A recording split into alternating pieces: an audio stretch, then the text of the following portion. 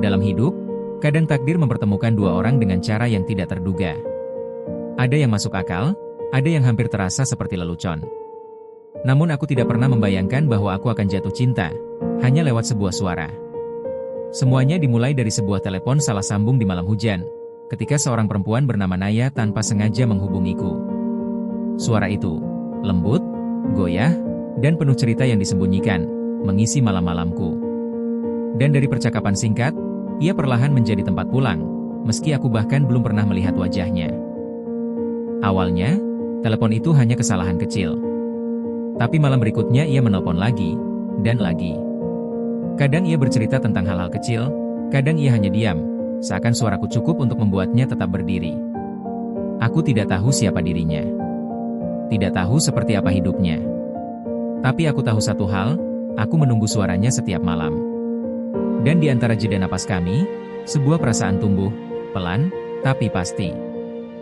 Ada sesuatu dalam dirinya yang rapuh, dan aku merasakannya. Kadang ia bicara tentang ketakutan, tentang seseorang yang hampir ia hilangkan, atau tentang beban yang ia pikul sendirian. Aku mulai merasakan sesuatu yang lebih dari sekadar kepedulian. Aku jatuh cinta pada suara. Pada keberadaannya yang tak pernah benar-benar hadir, tapi selalu terasa dekat.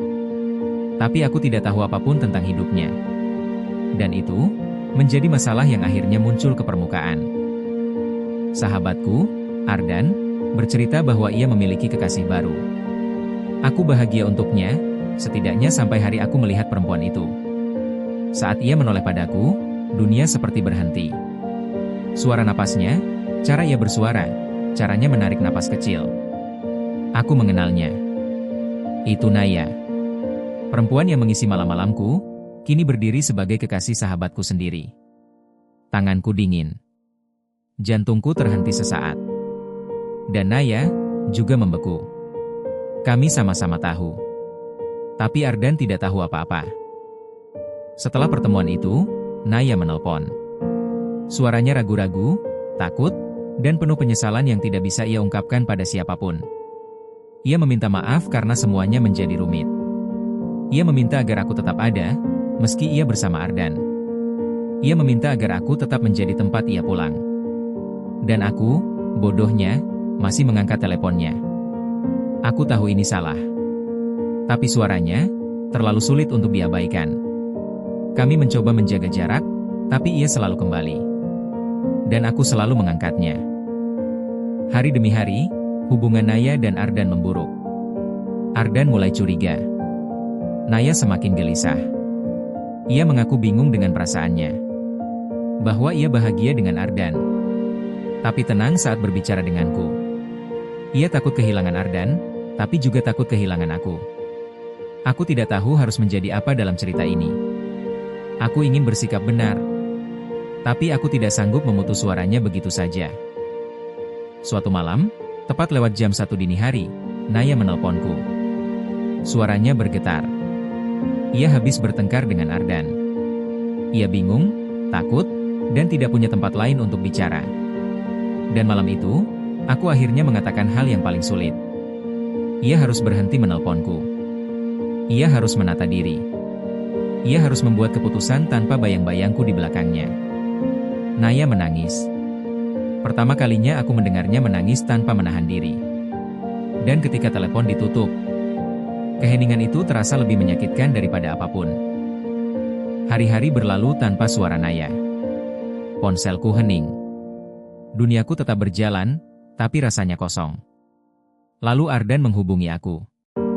Ia mengaku Naya menjauh. Ia bingung, takut, dan tidak tahu apa yang terjadi. Aku tidak bisa mengatakan apapun. Aku hanya menyuruhnya memberi waktu. Namun di dalam hati, aku tahu akulah salah satu alasannya. Suatu sore, Ardan mendapat pesan dari Naya. Aku sudah tahu apa jawabannya. Ia pergi menemui Naya dengan gelisah. Dan aku menunggu malam panjang itu dengan perasaan tidak menentu. Beberapa jam kemudian, pesan masuk dari Naya. Ia mengaku sudah jujur. Bahwa ia bingung. Bahwa ia menyukai seseorang yang bukan Ardan. Dan kemudian, ia menanyakan sesuatu yang membuat dunia berhenti. Raka, bolehkah aku bertemu kamu besok? Keesokan harinya, kami bertemu. Naya datang dengan wajah lelah, tapi matanya lebih jernih dari hari-hari sebelumnya. Ia meminta maaf karena telah melibatkan aku terlalu jauh. Karena telah membuatku memikul beban yang bukan milikku. Karena telah menyembunyikan sesuatu dari Ardan.